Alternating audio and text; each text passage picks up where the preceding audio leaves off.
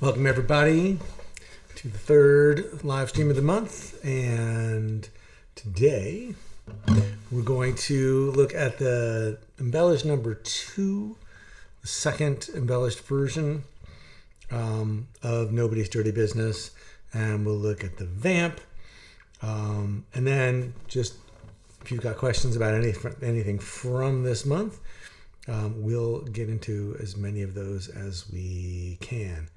Jeff Mackerlane, you've crashed my workshop. Nice. Right. And hello to everybody else as well. I just have to give Jeff a hard time. So if you don't have version 1.2 of the PDF, you can go and download that. And let me just pull it up right now.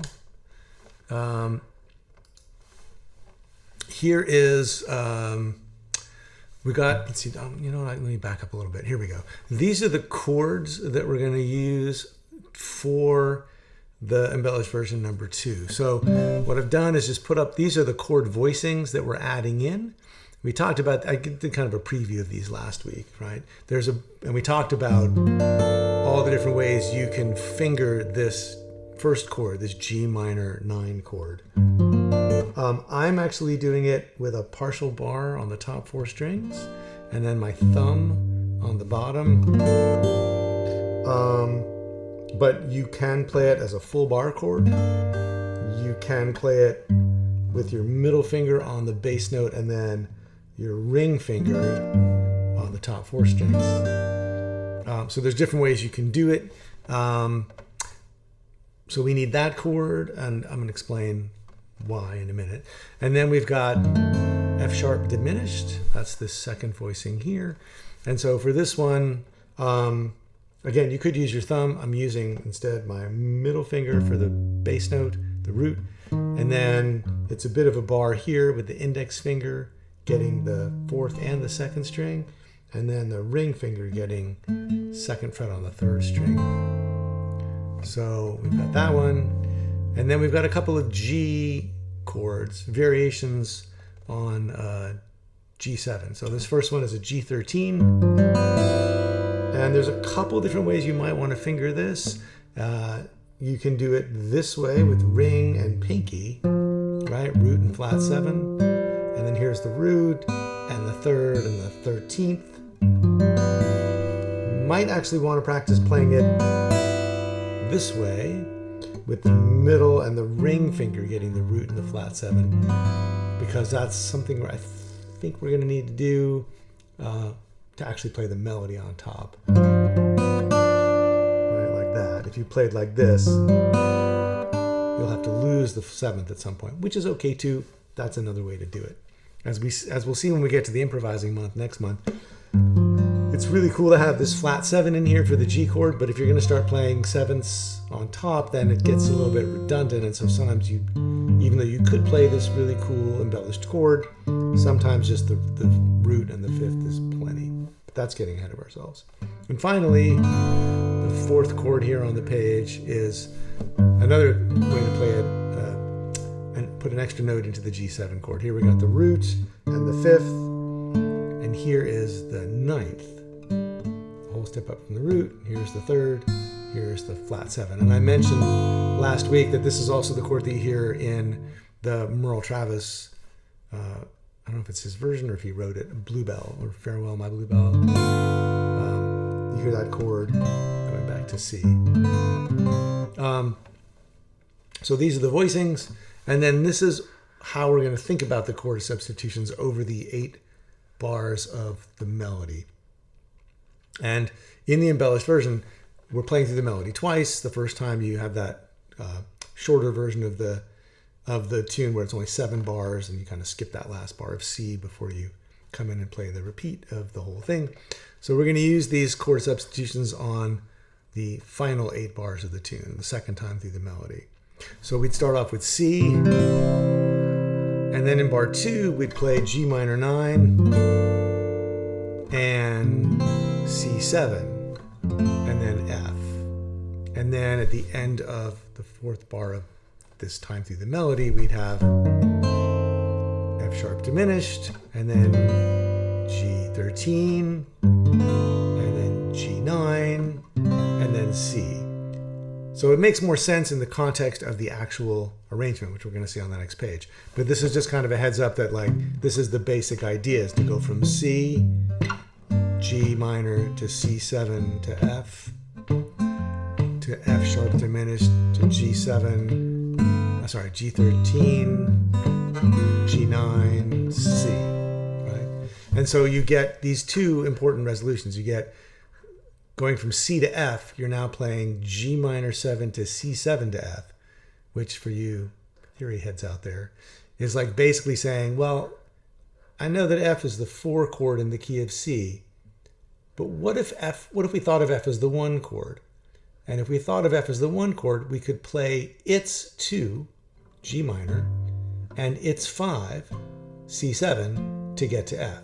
So this is, when you hear people throwing around the expression 2-5-1s, this is a way to insert a 2-5-1 into a perfectly harmless song, right? It's got done nothing to deserve it, right? Here's C, and then here's 2-5-1 to F.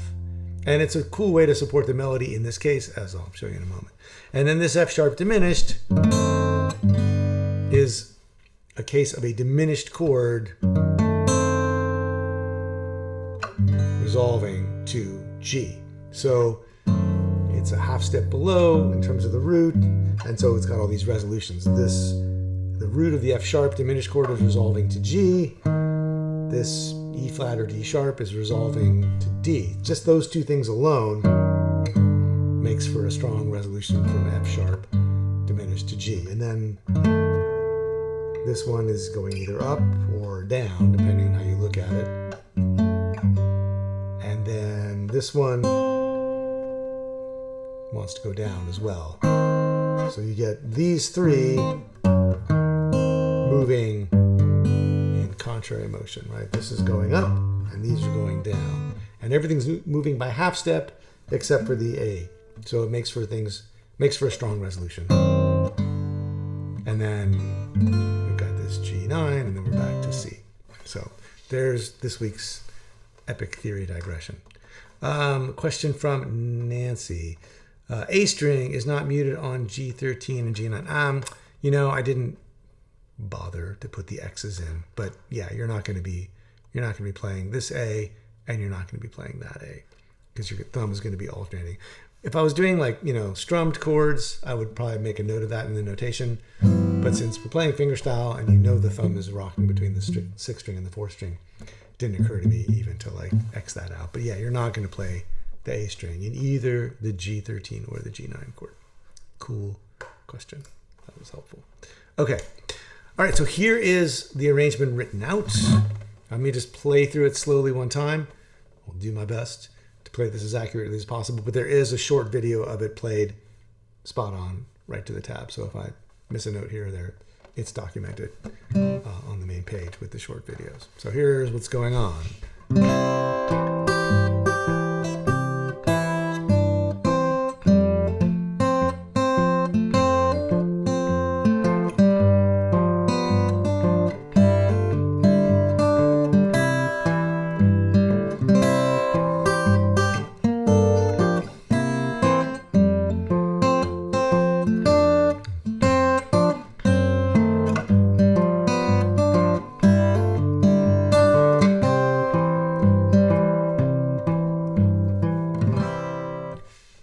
So let me walk through some of what's going on. We've got already the syncopations from the embellished number 1. And then here at the end of the first measure, we've got a pull-off, which if you can do, great. It's one of the more challenging pull-offs because all these other fingers are busy holding down the C. So to pull sideways and with enough strength to get that note is definitely going to take some work. You might want to practice just doing the pull-off itself. And then put down your index finger and do the pull-off. Then put down your middle finger and see if you can do that. And then finally put down the ring finger and see if you can make it happen. So that's just like a slow cumulative exercise you can do over a handful of days. But then at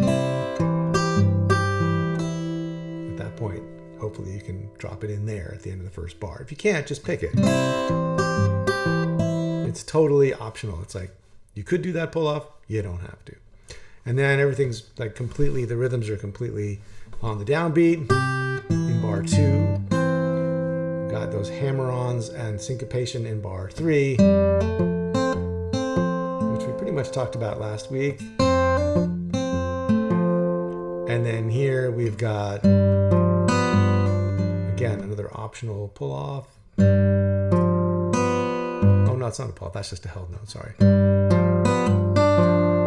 And then here, that's the double pull-off, a double hammer-on that we also talked about last week. Now, starting in this section is where all the substitutions, the chord substitutions start to come into play. Like, so we've got this roll here, which we also have at the top of the tune, index, middle, and ring, playing the C chord. And I marked this note as a ghost note because really to get into position and to get this melody note, there's no way you can hold down that E. You could, but you're just never going to. I'm never going to anyway. So basically your fingers are touching the strings as you make that chord transition.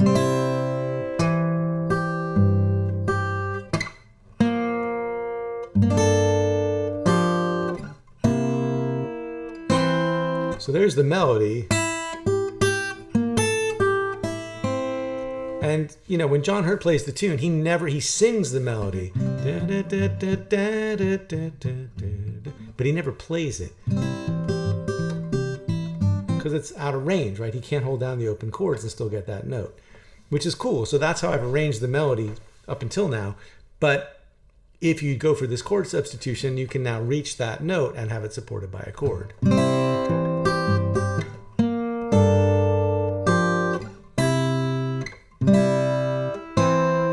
Right, and so here, you're not actually playing all 3 notes on the top strings at once. You're kind of breaking it up into the pickup note at the end of this bar, and then the double stop here. And then here you're grabbing thumb, index, and ring on the 5th, 3rd, and high string, and grabbing a C7, so you actually can hear that 7th come out. And then this is syncopated just like it was in the Embellished number 1. And here we're going to play these right on the downbeat. Going from the F chord on the first 2 beats to the diminished chord, doing a pinch and another pinch, and then now we've got to just bring this finger right up 1 more fret so that we end up with this chord with the root and the flat 7 and then the 5th here at the 3rd fret of the 2nd string. And then you've got to change around and get your ring finger down on the bass note to do that double hammer on. Right? So that's the whole thing. So really it's the second 8 bars that are different from the Embellished number 1. I'll play them again slowly and then I'll play them up to tempo. So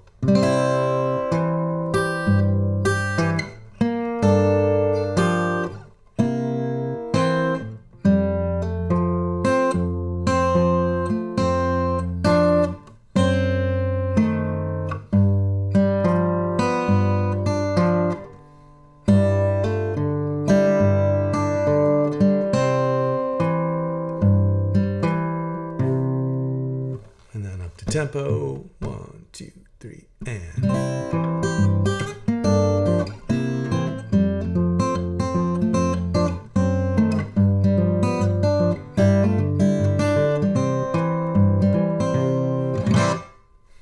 So that's the embellished version, embellished number 2.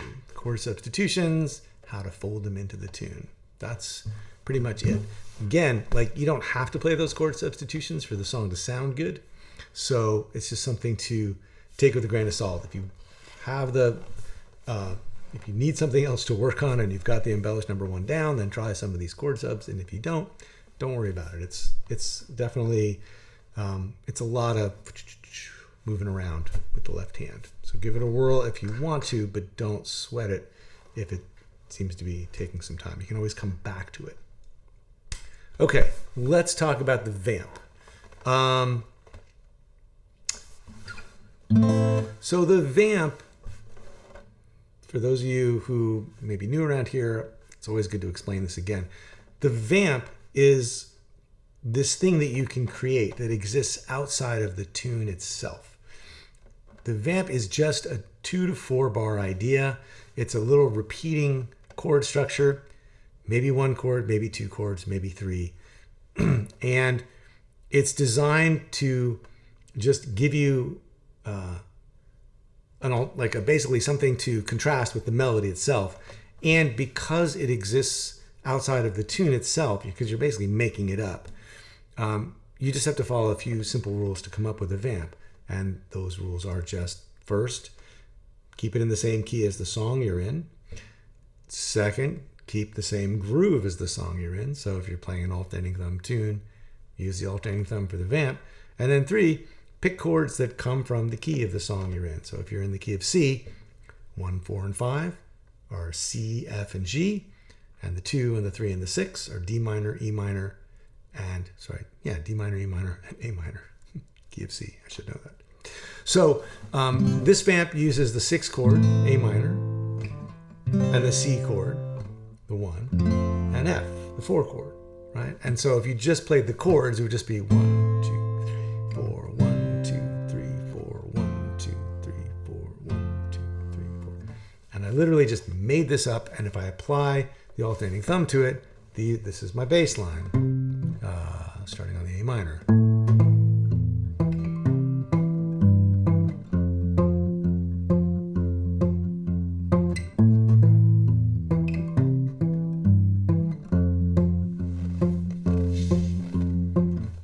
Right? And so then what to play on top, the simplest thing is just to grab chords on the downbeat, like use index and middle to play.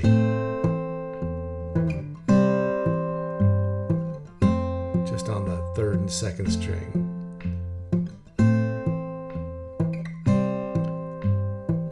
But you could also syncopate those chords, like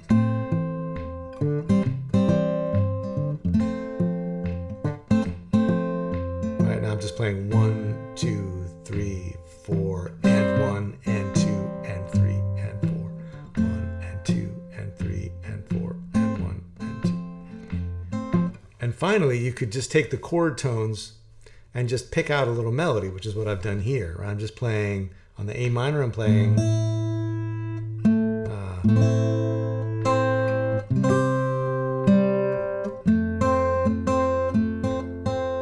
and those notes just come out of the scale of the key you're in. So if you're in C, use notes from C major. Root 2, 3, 4, 5, root 7, 6, 5. You can even just use notes of major pentatonic. 5, 6, root 2, 3, 5. Or you can just think of it as playing notes from the chord, right? So this is just pulling notes out of A minor, pulling notes out of C, playing the C with the pinky added on top, and then just syncopating some notes on the F chord. Right? And that's all it is. I'm just putting those melody notes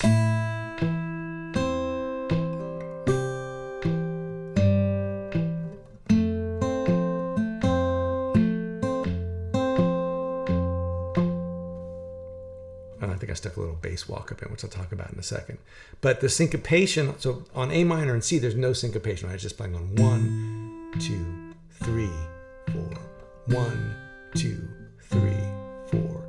Then when you get to the F chord, it's 1 and 2 and 3 and 4 and 1 and 2 and 3. So this is just a matter of breaking down what's happening over the bass. And you can see that basically here, we're playing a pinch, And here we're playing a pinch. So on beats 1, 3, and 4. So 1 and 2 and 3, 4 and 1 and 2 and 3 and 4. And everything else is happening in between, right? 1 and 2 and 3 and 4 and 1 and 2 and, right? So everything is either on a beat with the thumb or it's being played in between. And so even though it sounds tricky, if you just go slowly and look at where am I pinching and where am I playing in between, there's only 8 locations in the measure, right? 1 and 2 and 3 and 4 and. Everybody's on one of those locations, right? 1 and 2 and 3 and 4 and 1 and. So if you set up the bass first, learn the melody, and then try to slowly put them together, looking at the pinches as your landmarks.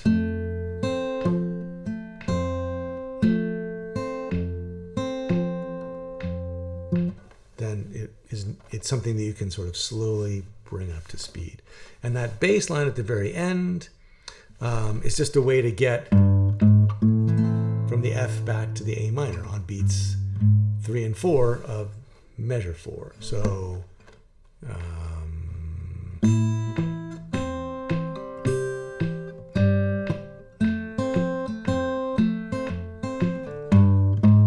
and you can let go of the F chord on the last 2 beats, right? 1 and 2 and 3, 4.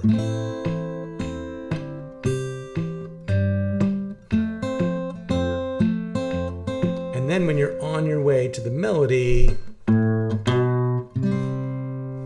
you can walk up from the A minor to the C in the same spot. So that's the vamp. So if you're just going to repeat the vamp, you can just play this 4-bar version for as long as you want.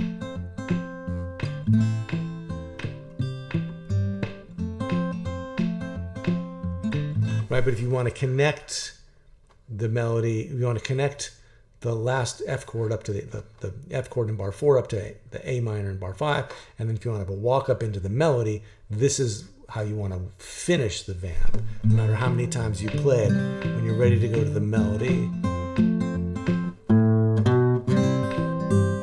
that's what you're going to do.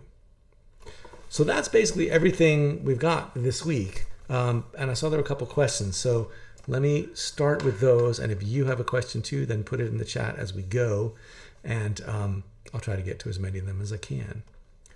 Let's see, hey, Paul Kroger. There was a question last week about the last bass note in the next to last measure. Oh, on page 11. Yes, I remember this. And it was either a typo or it wasn't. You're playing in E. Okay. The last bass note in the next to last measure. Oh, yeah. Maybe I put that in on purpose. No, it's not. Well, yeah, it is in the tab. So let's see. Let me play through the last 8 bars.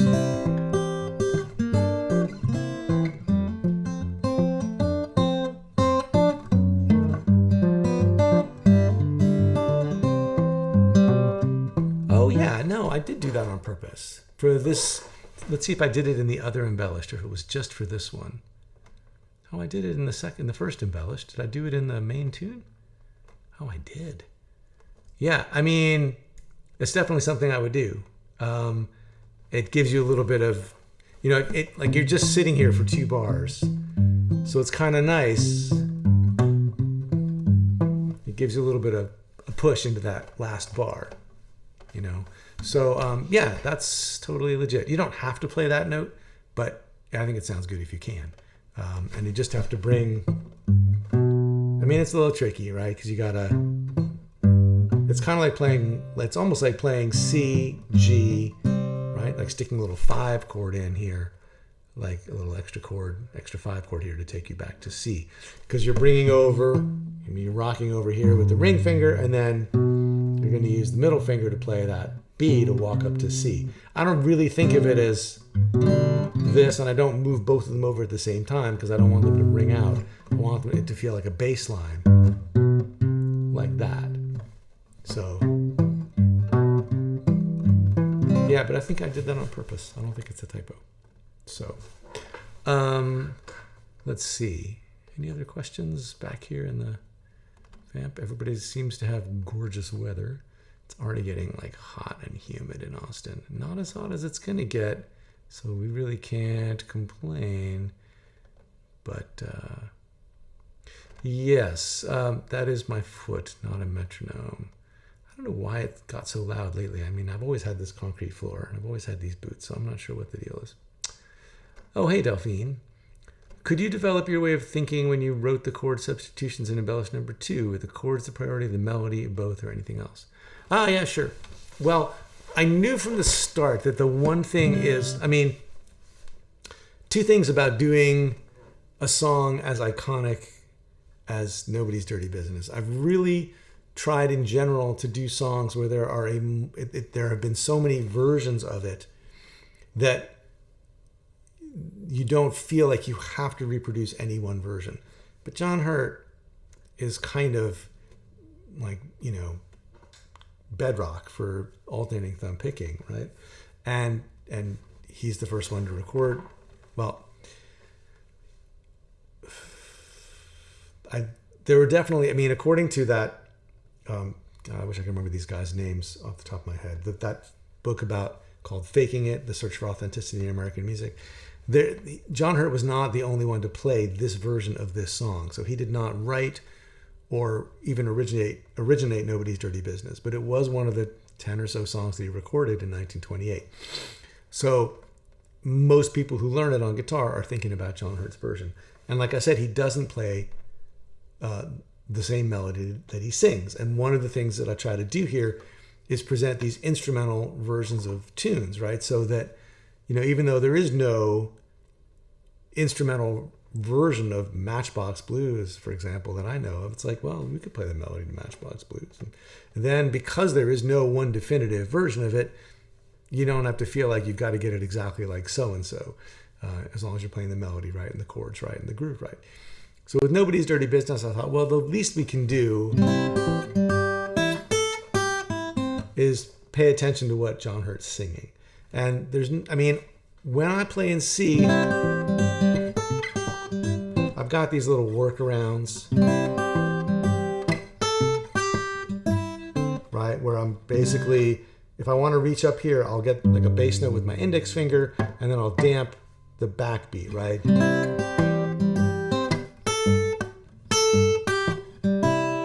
But I wanted something that was a little more definitive than that. So, and I also wanted to do some chord substitution. So one thing I thought was, well, we could just do C9.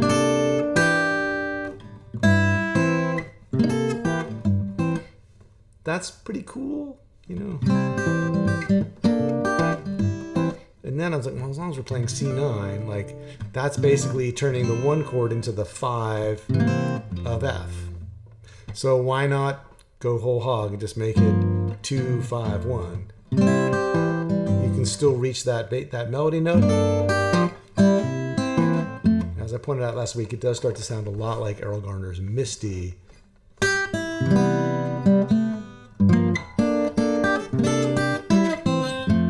Right? Which was written a long time after Nobody's Dirty Business. And I don't think there's any relationship between them except the chords and the melody now share this kind of common DNA. But that's where that comes from. And then the diminished chord, again, I was trying to lead from the F to the G, and there's not a lot of room to operate, right? You just got a whole step. And so if you're going to move chromatically, what does that mean?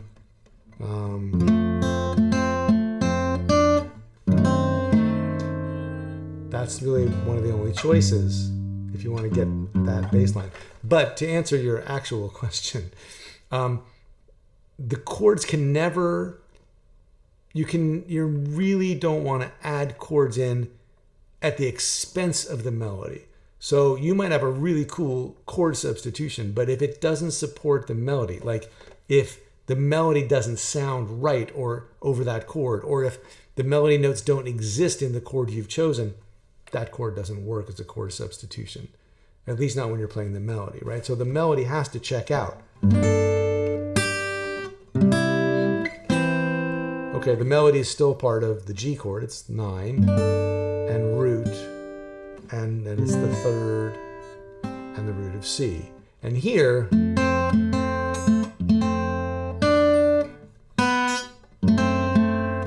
yes, the notes are still part of that diminished chord. They are the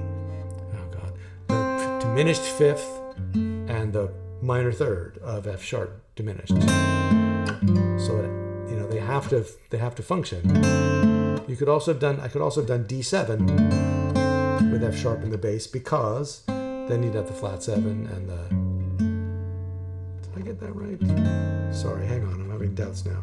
Yeah, if it was D, yeah, I got the diminished chord right. And then if it was D7 over F sharp, then this would be the flat 7 and the 5th of D7. And then with the G chord, this doesn't really affect anything. We're still playing notes over a G. It's still the root 3rd and 5th of G. Turning it into a fancier G7 doesn't really mess that up. We're playing the flat 7 on top, and we're basically harmonizing it with the 9th down here. So there's not that much deviation from the actual chords. It's really just a couple. It's really the G minor and the F sharp. And as long as those chords work with the melody, they're okay. And they're justified because they're strengthening the resolution. I'm looking in terms of where I'm going. So basically, do these chords help me get to F? Oh, I'm sorry, I don't have them up on the screen. Do these chords help me get to F? And does this chord help me get to G? And in both cases, the answer is yes. So as long as they help you get to the next chord and they don't mess up, they don't clash with the existing melody, then everything's fair game. Good question. Anything else? Let's see, we did the bass note question. Let's see. Yes, from Steve. Yeah, as far as this being an intro to next month, yeah, we're going to talk about improvisation next month. And so I wanted to do a little bit of improvising on this week's stream. Let's see. Just looking to see if there's any more questions. There don't seem to be.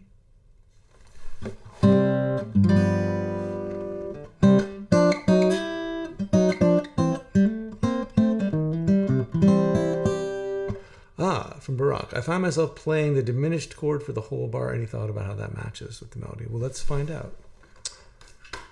Let's see.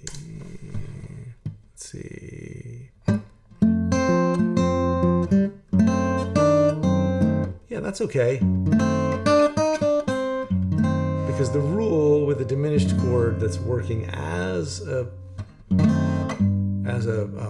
common tone. Let's see, which one is this? No, this is functioning. This is working as like a chord substitution for D7 altered.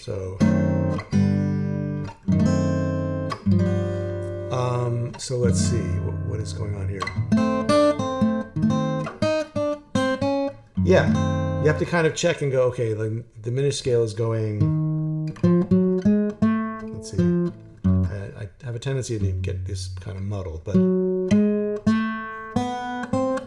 yeah, you have to check and see, because the diminished scale is basically going whole step, half step, whole step, half step, whole step, half step.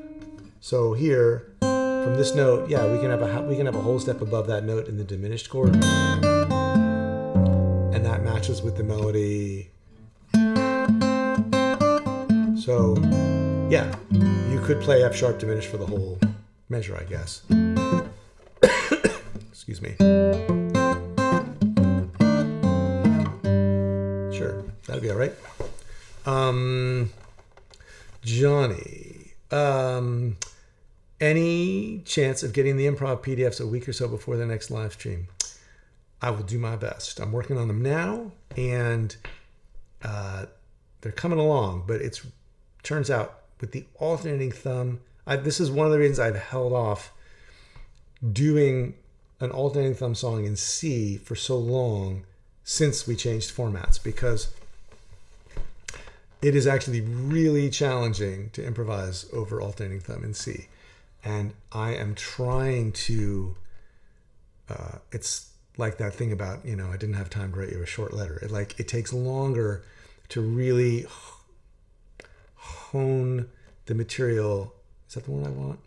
To really just whittle it down to like something that's manageable to play and sounds good and is swappable, and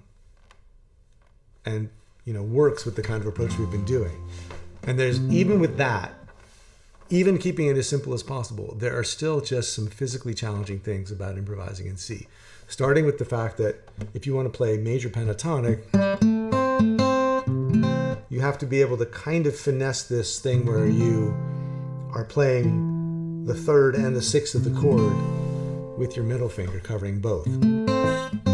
Or just playing the sixth over here with your middle finger and just letting it touch the fourth string, so you get that damped backbeat. That's challenge number one. Challenge number two is that you need to be able to get to the flat third. And this is tricky. Like that is a tricky stretch to do with ring and pinky. But you kind of got to be able to do it. But one way to do it is, again, to damp the backbeat.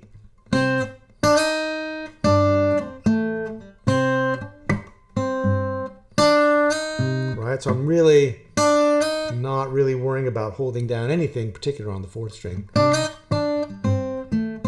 we've done a lot of this already, and so that's good warm-up for this, but it's definitely tricky. And then there's also, traditionally you hear people playing things like,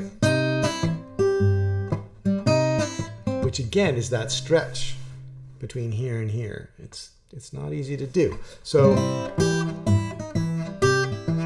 I'm trying to like really whittle it down to like just as few moves as possible that will give you that flavor and give you that flexibility to start improvising without making it something that you look and go like, I'm never going to be able to do that, right? So that's definitely challenging. I think it'll be worth it. And it comes with the usual caveat that you don't have to start improvising if you don't want to, but there will be the usual, like there'll be, a couple model solos, and there'll be some permutations, and you can play the model solo you can, and you don't have to worry about the ones you can't, and you can do the permutations you can, not worry about the ones you can't.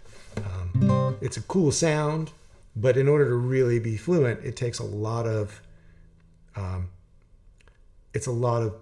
sleight of hand, basically, and a lot of ghosted backbeats that let you kind of get away with murder. If you want to be able to play something like, you have to kind of ignore the fact that you're going to hear a couple of like wrong notes or damp notes or whatever. So, okay, so I hope that answers the question. Could be too abstract, but what is the relationship between blues, jazz, and blues? Okay, that's huge. But let me answer some other slightly less momentous questions first, and I'll take a shot at it.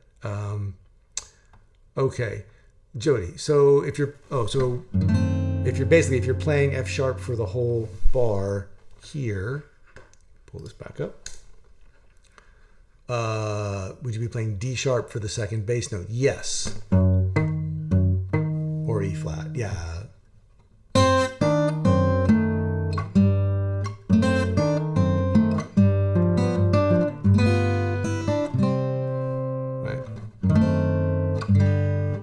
So yeah, you'd be playing that note. And then if you did play it just as a straight D7 over F sharp, you'd have an open D instead.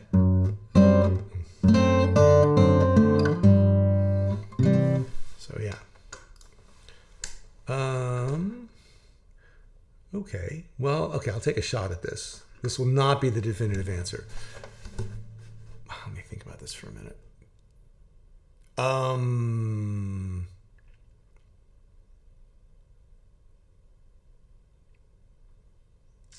So you got a couple different things going on as far as jazz and blues.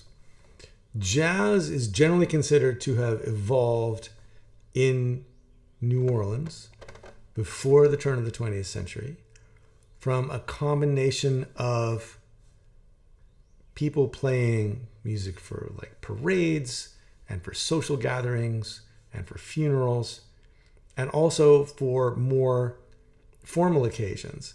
And the generalization people make about it is that there were African Americans of Creole descent who were generally more trained, who actually like had, studied music, read music, all that kind of thing. And then there was another group of African American musicians in New Orleans who were the ones who were not reading, who were playing head arrangements, like stuff that was just memorized and learned orally from each other, and also who were more invested in the idea of improvising. And so, but it's an ensemble music. And the blues form, like the 12-bar blues and the blues sensibility, like playing blue notes, soloing, improvising, and using things like the blues scale and blues inflections, all arise in this ensemble music. So there's the idea of the blues as a form, which is not necessarily codified into the 12-bar blues yet. And then there's, the blues as a sensibility. And that's evolving kind of completely separately, as far as I can tell, from the idea of people playing, playing guitar and singing and, the whole, whatever's evolving in the Mississippi Delta area with people playing in open tuning, people playing slide guitar, people finger picking, and also what's happening in the Piedmont region and on the Eastern Seaboard, which is people like Blind Blake figuring out how to play these very ragtime inflected, things. And it's called ragtime guitar now, but I don't think that it was called that in its own time. And then meanwhile, like sort of in the Midwest, in St. Louis, that's where ragtime develops as a piano music primarily. And that's Scott Joplin and Joseph Lamb and these guys who are also trained and who are writing these very elaborate three-part compositions for piano, and I think also for ensemble. But we all think of it as a piano music because when ragtime got revived in the 70s and put into the movie The Sting, that's where everybody heard all those piano pieces, right? So you've got these different things going on. And then you also have these people who are singers, like, what ends up being the tradition of Bessie Smith. But before that, you've got these other people, Ida Cox and Mamie Smith and these other people who are performing as these touring musicians, doing what's called like a tent show or a medicine show, where there's like a whole bill of entertainment. And part of the way that they're making money is selling these patent medicines, and they're getting people to come because they're putting on a show. It's like vaudeville, only it kind of like travels from town to town. So there's all these different things, and people who become known as jazz musicians will play in bands with people like Mamie Smith. People will play in medicine shows, and so will solo guitar players like Pink Anderson, who was a huge influence on Roy Bookbinder and was a really accomplished fingerstyle guy, one of those sort of more East Coast guys. He was from Georgia. He toured in a medicine show as well, I'm pretty sure. So you get all these different things going on. And then when recorded music starts to happen, one of the first, the first jazz musician they wanted to record was this guy named Freddie Keppert, a trumpet player. And he was afraid that if he got recorded, everybody would be able to copy his stuff, which is kind of true. But he refused to be recorded. And so the first jazz band, quote unquote, to get recorded was this New Orleans Jazz Orchestra. I can't remember exactly what they're called. That's not right. But anyway, it was these 4 or 5 white guys who were the first jazz band to get recorded. And that became everybody's idea of, well, that's Dixieland, that's jazz, that's what it is. And meanwhile, there are people like, all through the 20s, there's this influx of musicians from New Orleans going to places like Chicago, particularly Chicago, and Louis Armstrong being the most noteworthy of them. But Louis Armstrong also played with singers, and he played in an ensemble, and he played the blues for him, and played blue notes, but he also, played tunes, like not blues songs. And that's happening parallel. I mean, Louis Armstrong is recording music that's considered some of the most sophisticated jazz ever in the 20s, at the same time that people like, Pink Anderson and Reverend Gary Davis are figuring out their guitar thing on the East Coast, and people like Blind Lemon Jefferson are figuring out their thing in places like Texas. And so these things are happening kind of in parallel. And there's also like this huge bleed between them. Like by the time you get to the 30s and the 40s, you get all this stuff that's all mixed up together. You get people like B.B. King, who wants to be a blues man, but also loves Charlie Christian and Lonnie Johnson and Django Reinhardt. And then you get people like Louis Jordan. Thank you, Original Dixieland Jazz Band, ODJB. Perfect. And then you get people like, eventually, like Louis Jordan, who comes out of the Chick Webb Band, which is also the band that discovered Ella Fitzgerald. And he puts together a band where he's playing alto saxophone and singing, like he's writing these songs, Ain't Nobody Here But Us Chickens, and just like tons of really fantastic songs. But he's very entertaining. He's got that, like, as far as a lyricist goes, he's got that sense of blues irony and wordplay. But he's coming strictly out of a jazz background, but he's more entertaining because he sings, and, his band is like, he's got like a small band by the 40s. And he's really like one of the ultimate origins of R&B. And he's sort of where, in a way, jazz kind of splits, because he's incredibly popular in his time, but so is Charlie Parker. Not as commercially successful, but Charlie Parker is considered the be-all, end-all of alto saxophonists as far as jazz musicians are concerned. Louis Jordan is still basically a jazz musician, but because he sings and he's funny and he's a little bluesier, he doesn't really get considered to be this foundational jazz guy. He's more of like a foundations of R&B guy. And so our idea of what blues is, that comes from like listening to guitar players, really is like an invention of 50s blues fans and 1960s British rockers who, the blues fans, like really cherry picked what they considered blues. Like they didn't really talk a lot about people like Louis Jordan or even T-Bone Walker. They wanted to talk about Charlie Patton and about Son House and about Muddy Waters, because that to them was the blues, because it was like, it felt really primitive to them. It felt really exotic. It felt really dangerous. It felt really other. Whereas, you could put on a T-Bone Walker record and hear the horns, or you could put on Louis Jordan and hear like, and if you were living in the 50s and your parents listened to like anything popular, that probably sounded like your parents' music. Whereas, Muddy Waters sounded like nothing you would ever hear growing up in a white suburb in the 50s. And I think the same thing happened to an even more amplified extent in Britain in the 60s, because by the time you get a Howlin' Wolf record to like the suburbs of London, like what could sound further away? Like almost nothing. And those people really cherry picked the blues, and they not only did they only think of the most aggressive sounding, the most dark sounding, the most threatening sounding music as the blues, but that's the only part of it they took with them when they popularized it, in my opinion. Mick Jagger is can sing his ass off, and the Rolling Stones are a fantastic band, but they have no sense of humor. Like there's nothing funny about the Rolling Stones. And that's because they took themselves really seriously. They were like, this is manly music, and we're going to prove we're men by playing this music. And, all the lightness and the air that even someone like Willie Dixon had. I mean, Willie Dixon songs are funny, but they weren't funny to the Rolling Stones, as far as I can tell. I mean, I wasn't there. I don't know those guys. But it seems to me that that's sort of to the extent that I have a beef with British invasion music, I'm like, lighten up, guys. By the time you get to Led Zeppelin, it's like so serious, and like, that's great. But I sort of miss the humor that you get from jazz and R&B and people like, Willie Dixon or Mose Allison or, a million other people. So that's my 10-minute history of blues and jazz. A follow-up question from Valerie. Do you think that the recording industry was the catalyst that made those differences coalesce in the categories of jazz, blues, bebop? Oh, absolutely. Yeah. And again, going back to that Faking It book. I mean, and I remember talking about this, with Steve James, who had spent time with people like Furry Lewis and other sort of first generation blues guys that he could get his hands on. And so the thing is, like, one of the things going on was that,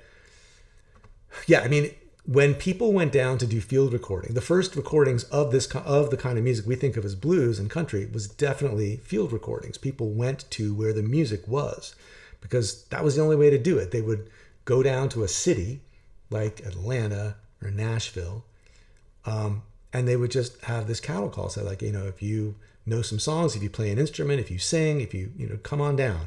And they would just audition people. And if they heard something they liked, they'd pay them a little money, maybe, 25 or $50, and they'd record enough for one record, which is 2 sides, right? 2 songs, or 4 songs, maybe tops. And that was it. Like, there was no contract, there was no royalties, there was no anything. And when basically, to make it very condensed, when black people came in, they played all kinds of music because if you were a musician in a rural community in the South, you played for your friends, but it wasn't like they were completely cut off from society, right? I mean, they had records and radio. I mean, by the 20s, certainly by the late 20s, people were hearing all kinds of music.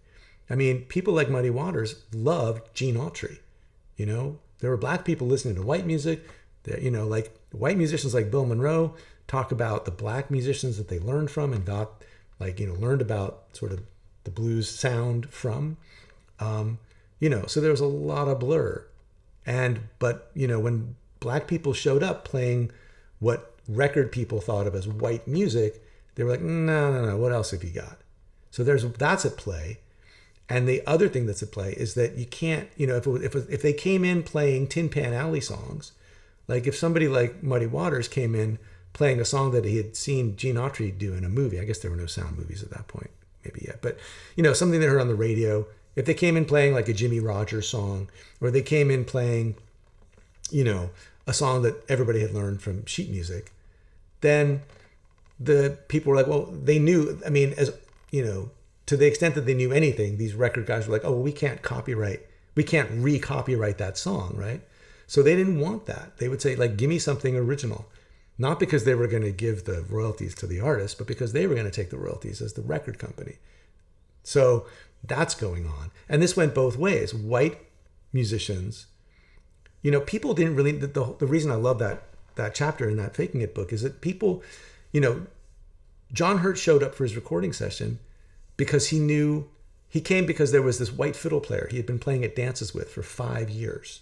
He had been backing up a white fiddle player. And this fiddle player got, picked or whatever. And he brought along Hurt to back him up. But I think either they didn't let John Hurt play with him because he was black, or they didn't credit him. But, a few days later, they recorded John Hurt. And John Hurt was playing what a lot of people at the time would have considered white music. It didn't sound like Charlie Patton. It had this sort of lilt and this bounce to it. And, and so it's just the first of many, many situations where it's like you can't tell from a record always what race someone is, which should tell us something, right? I mean, the number of people who didn't know that Mose Allison was white at the beginning when they first heard him on albums is countless. Pete Townsend said it. And I had the same reaction. I heard Mose Allison before I saw the cover of the LP, and I was like, holy crap. So, it was definitely, people were slotted into categories, by race from the get-go, from the 1920s on. And, it's been going on ever since. Look at the kerfuffle going on right now with Beyonce and her country album. This is 100 years later, and we're still messing around with this. It's so stupid. Anyway, that's my blues and jazz diatribe. Yes, thank you, Eric. Faking It, The Quest for Authenticity in Pop Music by Hugh Barker and Yuval Taylor. Great book. The whole book is great, but the chapter on John Hurt is perfect for anybody who's like working on this music. Let's see. Well, if anybody wants to stick around for the next couple minutes, sure, I can talk about bluegrass. So, and this, then you've got bluegrass and country, right? And what people, and country has its own like lineage, of which bluegrass is a piece. Bluegrass is a piece of country music. I saw somebody talking the other day on YouTube and they had it backwards. They were like, country emerged from bluegrass. It's like, no, bluegrass didn't exist until 1945, not in name anyway. But country music's been going on since the 20s and probably, obviously is based on earlier things, right? But country music, again, starts from field recordings. People basically went and discovered Jimmy Rogers and the Carter family, who were already working, playing, traveling, making music, but they got recorded, and they're like, Jimmy Rogers basically, like, you see some hat act now on TV, like playing guitar, singing country songs, wearing the hat. Like, there's a direct line straight back to Jimmy Rogers. He invented, the existence of Jimmy Rogers as a singing, guitar playing guy invents the idea of the country act. The country man with a guitar comes directly from that. And just like the idea of a solo blues man with a guitar comes straight from Blind Lemon Jefferson, because Blind Lemon Jefferson and Jimmy Rogers were the first two stars in their respective categories as far as record sales and what people wanted to hear.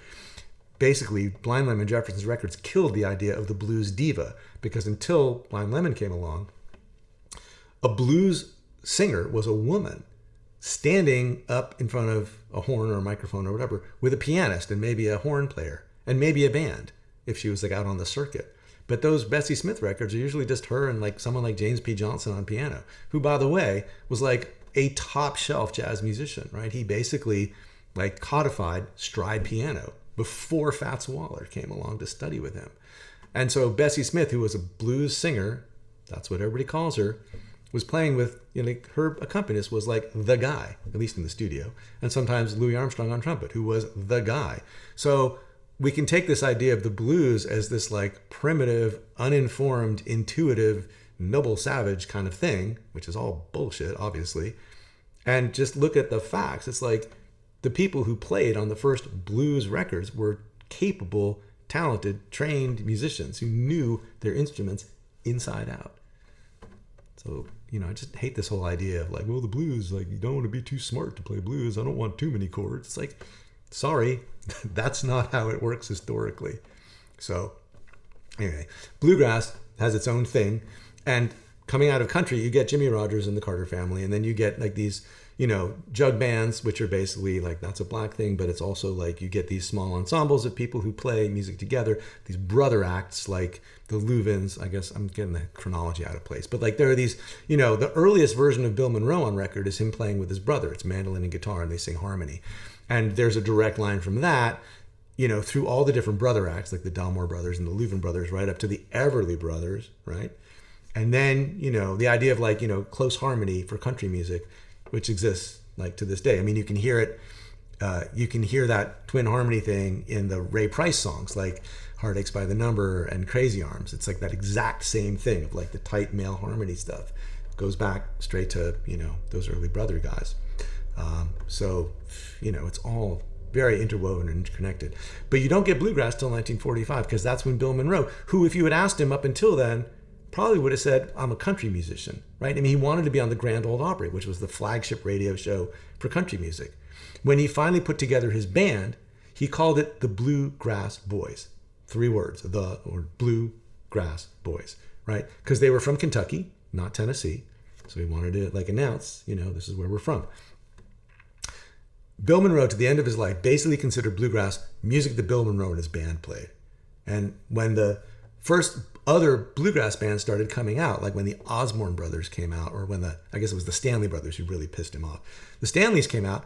By the time the Stanleys came out, the instrumentation of Bill Monroe's band had been codified. But up until then, like for a while, he had like an accordion player, and he didn't have like a guy who played like Earl Scruggs at the beginning. Bluegrass banjo happened because Earl Scruggs joined Bill Monroe's band, playing the way that he already played.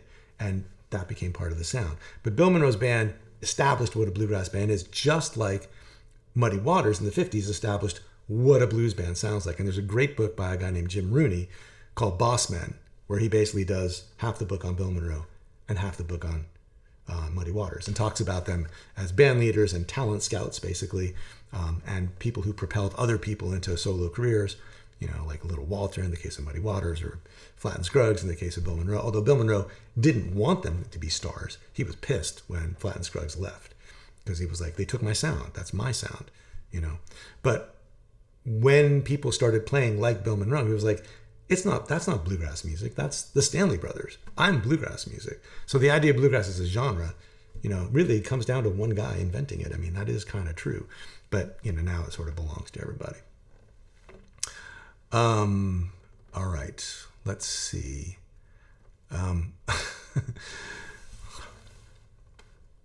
just trying to see if there's any follow-up questions before I just call it quits here. Delphine, Don posted a link to your coffee talk with Berkeley. Oh yeah, that was super fun. Oh good, I'm glad you enjoyed that. Yeah, meeting Tal Farlow, that was a total highlight.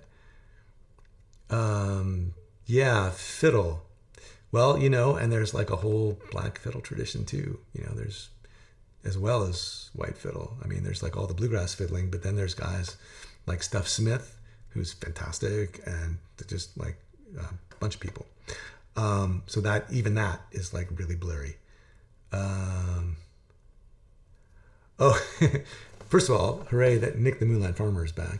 And yes, this I know exactly what you're talking about. He's saying about trying to get your high school teacher to talk about something besides the lesson. One time we managed to trick my 9th grade algebra teacher into talking about his college days for like a full hour. There was no lesson, there was no homework. And we spent the rest of the year trying to derail him, and he was hip to it at that point, and he wouldn't let it happen. But the one time was just glorious. Okay, so that's today's lesson, plus a whole bunch of rambling.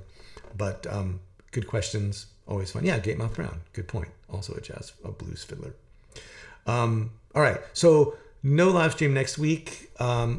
Yes, hopefully the PDF will be ready a week ahead of time. And then in 2 weeks, we'll have our first live stream for Fundamentals of Improvisation Volume 6. So thanks for everybody for all the input about the website functionality last week. It seems what really it comes down to is being more searchable and more organized in the first place, and then improving the forum. So I have one sort of follow-up question to that, but I'll post that as a survey. So keep an eye out for that. And I will see you all next time.